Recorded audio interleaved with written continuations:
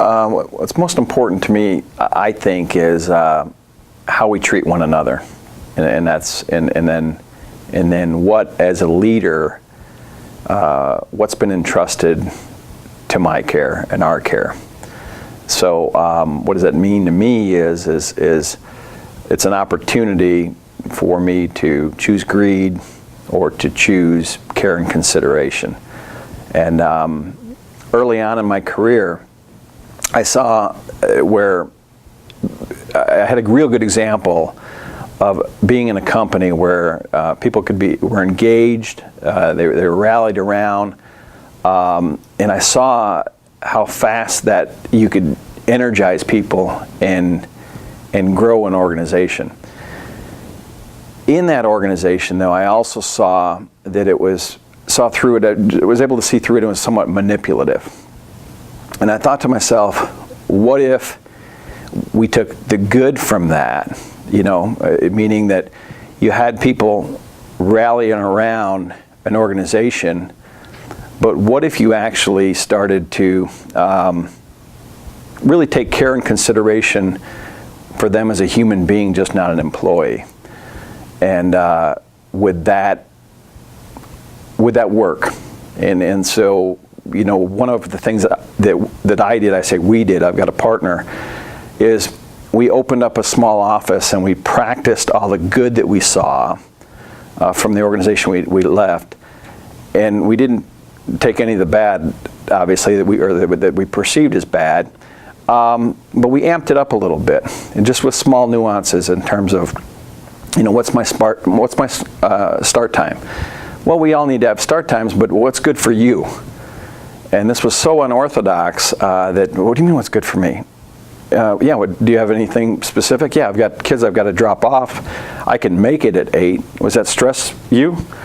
Yeah, it would really be good if I could do an 8:45. Well, let's do an 8:45. And we found just by actually trying to accommodate and respect individuals' needs, that all of a sudden now people were more engaged in the company, they were more loyal, and there was a better spirit of teamwork. At that time, that was part of a large organization, so there were things structurally that we couldn't do from an HR standpoint. I couldn't just arbitrarily tell somebody, your mother died, you don't have any vacation time, take the time off and we'll pay. But I always thought that that's something that I would want to do in the next venture, which we were actually able to start another venture, and we took that one and we amped it up even more. So we took all the best practices we had from the last one, we amped it up more. When's my lunchtime? Tell you what, probably eat when you're hungry. Just look around the room, make sure there's enough coverage. Hey, we have an emergency crisis in my family. Family comes first. Take care of your emergency crisis. And what we found is we were able to really do quite well. We built an organization up very, very quickly. Within 3 years, we were very, very successful. I attribute that to creating that type of environment that people want to be part of. And for me, it's care and custody, as I like to think of it. When an employee comes in to work and choose our team, we have care and custody of that person and basically their family almost. It goes back a little bit to my father. My father was a wonderful man, very Harvard, Michigan guy. He as a kid, he actually taught us business. He was a salesman and would go into small arts. His customers were small arts and craft supply stores. So he would actually go into these stores and write the orders. As a kid, I'm the youngest of 8, we could go with him. So we could go with him, go to work with him, have to put a shirt and tie on, but he always, we got lunch and got to spend the day with Dad. But as about a 10-year-old kid, I would see him go in these stores and hello Margaret, hello Jack, and they'd greet each other, and he was really truly friends with these people. He'd go start their coffee pot, and how's Ray doing from a health-wise? And he was really, truly concerned. These weren't just as much customers as they were friends. And as a 10-year-old kid, it occurred to me. The other thing from a business perspective is while they were at the counter, he would just be going up and down the aisle writing the orders. He'd be checking the inventory and writing the order. And then ultimately, he'd go to the counter and they'd just trust him and sign the order.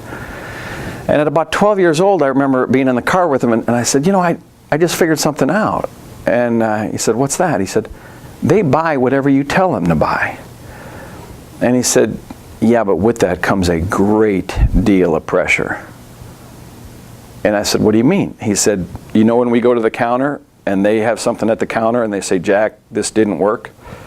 And I said, yeah. And he said, I tell you to take it to the car and I credit their account. Yeah. He said, I sold them something that didn't work for them. So whatever I put on there, I have to make sure that it works for them. And then actually, after he taught me that, I asked him another thing, and I said, you actually are supposed to turn your orders in on Monday, and you never do. You're late. And he said, you're right. And because that's part of the problem I have is I don't want to turn that order in sometimes because I'm afraid that it's not the right order. So he really took that. He really early on is to don't sell somebody something, whether it be a customer or an employee, that's not real, that's not going to treat them well. The second thing of the story of my dad is when I was involved in this company and I was a young manager, I'll never forget this. I was a customer service manager, and man, I was rah-rah, and I was pumped up, fired up. I mean, I'm in my first management stint. And when we would get orders that would come in, these air freight orders, we would work late. And it was not uncommon for us to work 12, 14-hour days. And I had one employee, and I needed my dad's advice as to how to deal with them. So I called him up and I said, Dad, I've got a management issue I need your opinion on. He said, okay, what is it? And I said, I got a guy, and every Wednesday he likes to play volleyball with his wife. And okay, keep talking. I said, but Wednesdays, sometimes we'll get a push from a client, and it's all hands on deck. And here we are, 5:30 at night, just getting ready, to work another 2 hours. And this guy's sheepishly on the phone with his wife saying, I'll be leaving in 15 minutes, And I said, and it's frustrating me. It's frustrating my teammates, in my department. What do I do? And he said, okay, so let me get this right. So the guy is basically signed up for overtime, and he's welching on his commitment to overtime. I said, no, he doesn't. We don't pay overtime. He said, you don't pay overtime?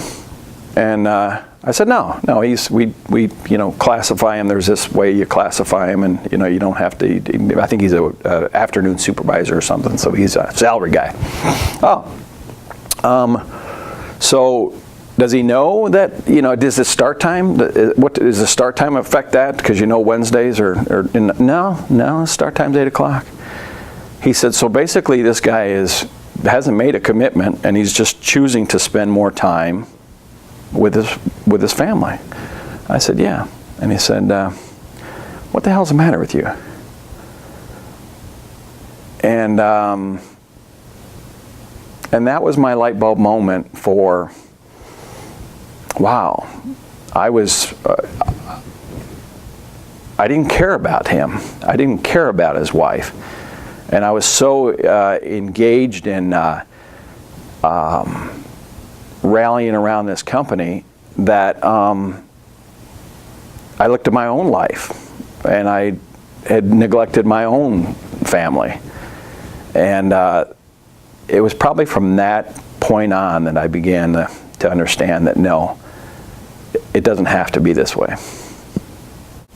It did, and from that moment on, I think I saw really clearly, and not to be critical of business in general, but I saw clearly, and I started to understand how the game is played, and how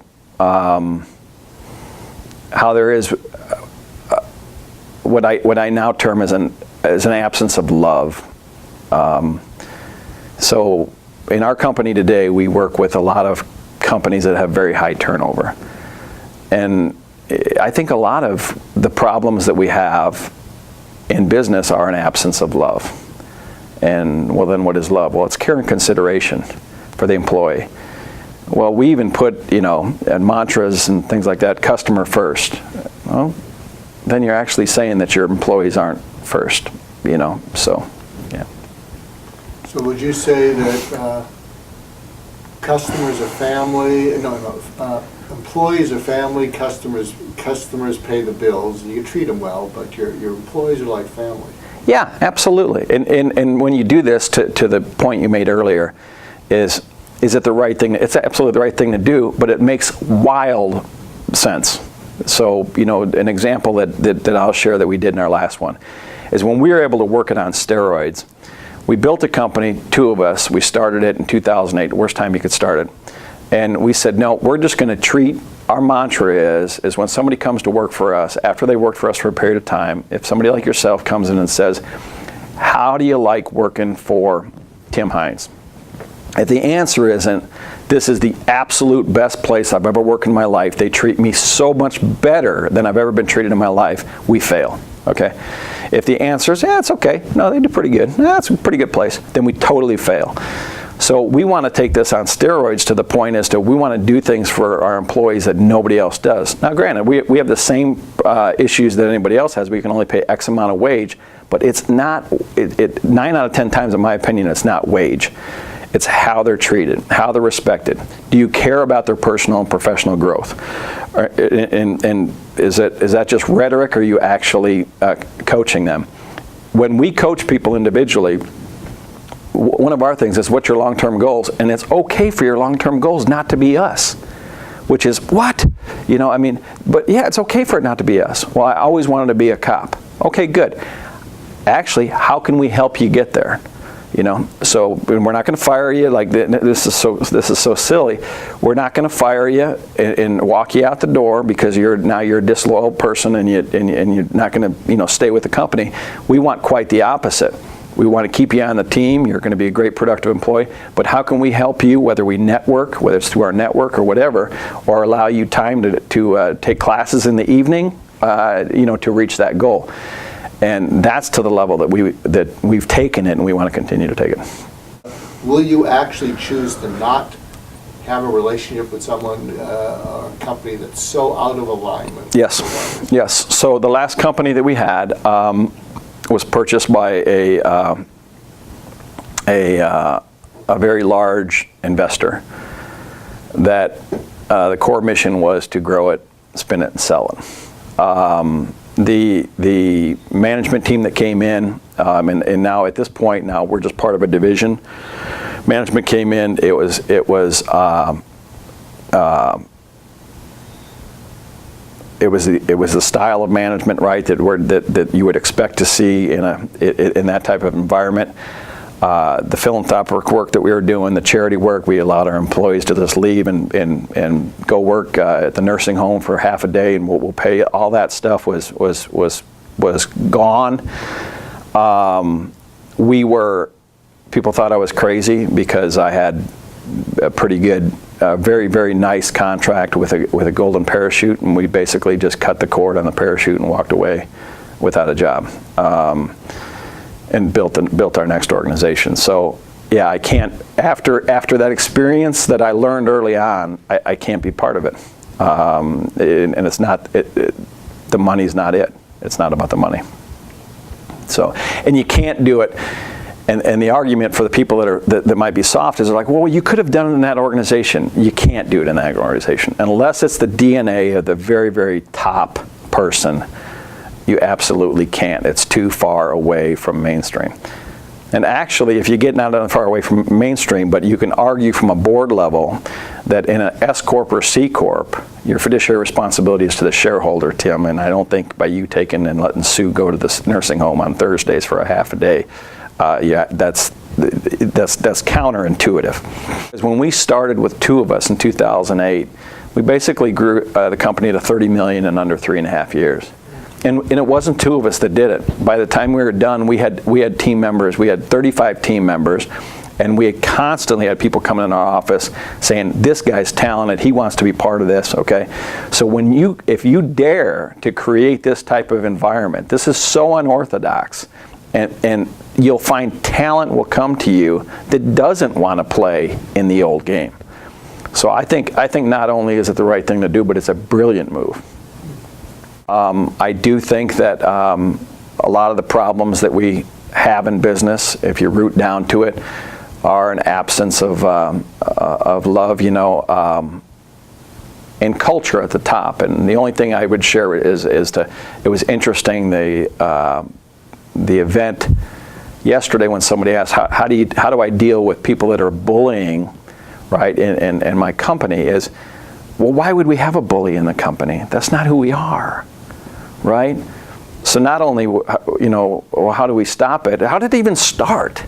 How did that not, how we don't treat people that way. And so I think when we can do that, and when we can create a company where that new person coming in, yeah, do you remember what it was like when you were new?